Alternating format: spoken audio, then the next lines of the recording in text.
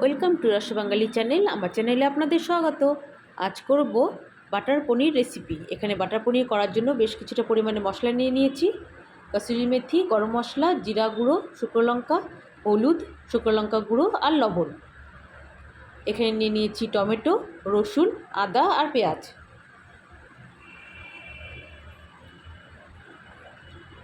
এখন নিয়ে নিয়েছি পনির, বেশ একটু বড় বড় করে কেটে নিয়েছি।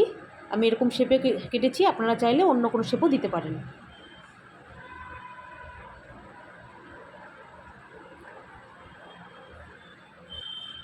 এখানে শুকনো কড়াইয়ে শুকনো লঙ্কাগুলো ভেজে নিচ্ছি। যখনই একটু কালো কালো হয়ে আসবে শুকনো লঙ্কাগুলো আর একটু সেন্ট বেরোবে, তখন নামিয়ে ফেলতে হবে। এই কড়াইয়ে দিয়ে দিলাম তেল, বেশ কিছুটা পরিমাণে আমি সাদা তেল দিলাম। এখন দিয়ে দিব বাটার। এখানে আমি 2 চামচের মতন বাটার ব্যবহার করেছি। আপনারা চাইলে পুরো রান্নাটা বাটারেই করতে পারেন।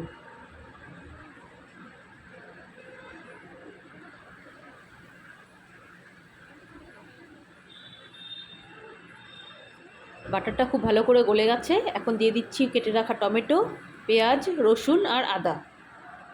সব কিছু এখানে দিয়ে কড়াইয়ে দিয়ে খুব ভালো করে ভেজে নিতে হবে। একটু টাইম নিয়ে ভাজতে হবে। গ্যাসের ফ্লেমটা মিডিয়াম টু লোতে রেখে লালচে করে ভেজে নিতে হবে। খুব ভালো করে নাড়াচাড়া করে মিশিয়ে নিয়ে পেঁয়াজের দলাগুলো ভেঙে দিয়ে খুব ভালো করে ভেজে নিতে হবে। বেশ 3-4 মিনিট ভাজা হয়ে গেছে। এখন এই পর্যায়ে দিয়ে দিচ্ছি কসুরি মেথি, হলুদ আর লবণ। আমি এখানে 1 চামচ প্রথমে লবণ ব্যবহার করলাম, পরে যদি লাগে আবার দেওয়া হবে। খুব ভালো করে নাড়াচাড়া করে মিশিয়ে নিয়ে একটু ভেজে নিতে হবে, বেশ একটু লালচে করে। গ্যাসের ফ্লেমটা কিন্তু একদম মিডিয়াম টু লোতে রাখতে হবে, তাহলে পেঁয়াজগুলো ভালো সেদ্ধ হবে আর টমেটোটাও সেদ্ধ হবে।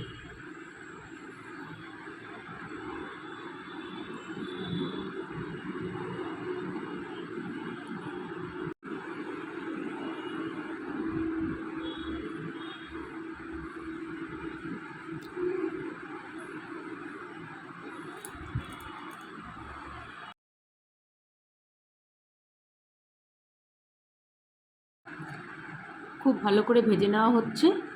একদম নরম হয়ে গেছে সমস্ত মশলা।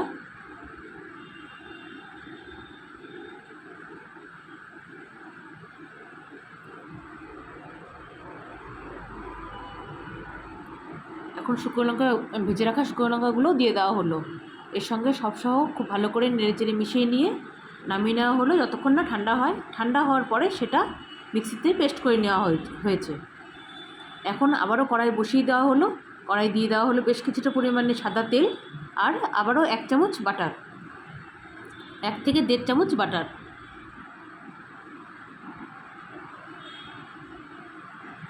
দিয়ে দেওয়া হলো শুকনো জিরা গুঁড়ো, হলুদ, কসুরি মেথি, শুকনো লঙ্কা আর লবণ, সমস্ত কিছু একবারে ঢেলে দেওয়া হলো। দিয়ে দেওয়া হলো গরম মশলা। এখন খুব ভালো করে নেড়েচেড়ে মিশিয়ে নিয়ে ওই যে মশলার পেস্টটা করে রাখা হয়েছিল সেই পেস্টটা দিয়ে দিতে হবে।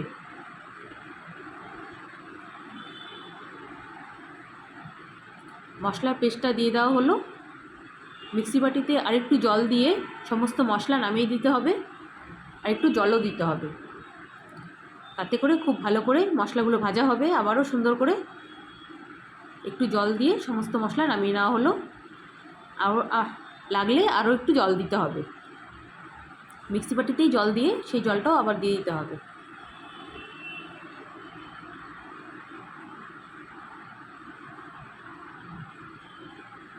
এখন গ্রেভিটা খুব সুন্দর করে ভাজতে হবে, যতক্ষণ না সাইড দিয়ে তেল ছেড়ে দিচ্ছে ততক্ষণ অবধি খুব সুন্দর করে ভাজতে হবে। বেশি একটু টাইম নিয়ে ভাজতে হবে।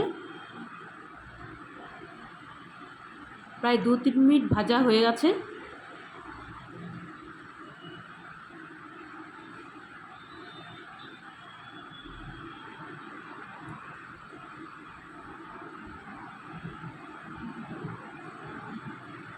খুব ভালো করে ভাজা হয়ে গেছে।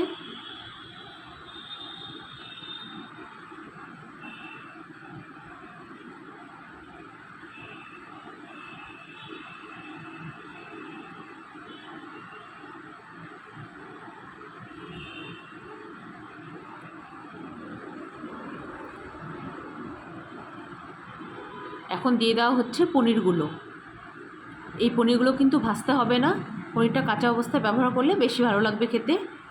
সম্পূর্ণ পনির দিয়ে দেওয়া হলো।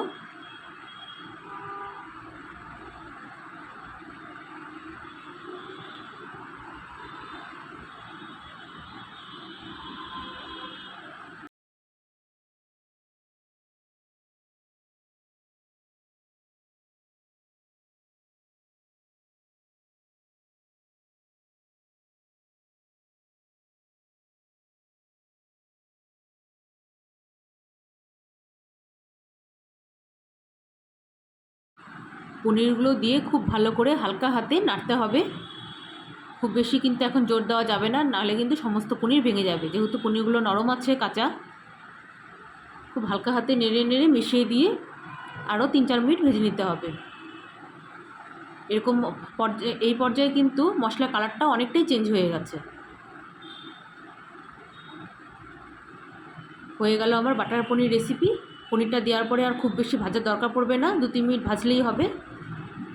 খুব সহজভাবে করে দেখানো হলো বাটার পনির রেসিপি। যদি রেসিপিটা ভালো লাগে প্লিজ লাইক শেয়ার কমেন্ট করবেন, আর অবশ্যই সাবস্ক্রাইব করবেন। আমরা এরকম করে নামালাম, আপনারা চাইলে আরেকটু গ্রেভিও রাখতে পারেন। আপনারা ভালো থাকুন, সুস্থ থাকুন। দেখা হবে অন্য কোনো ভিডিওর সঙ্গে।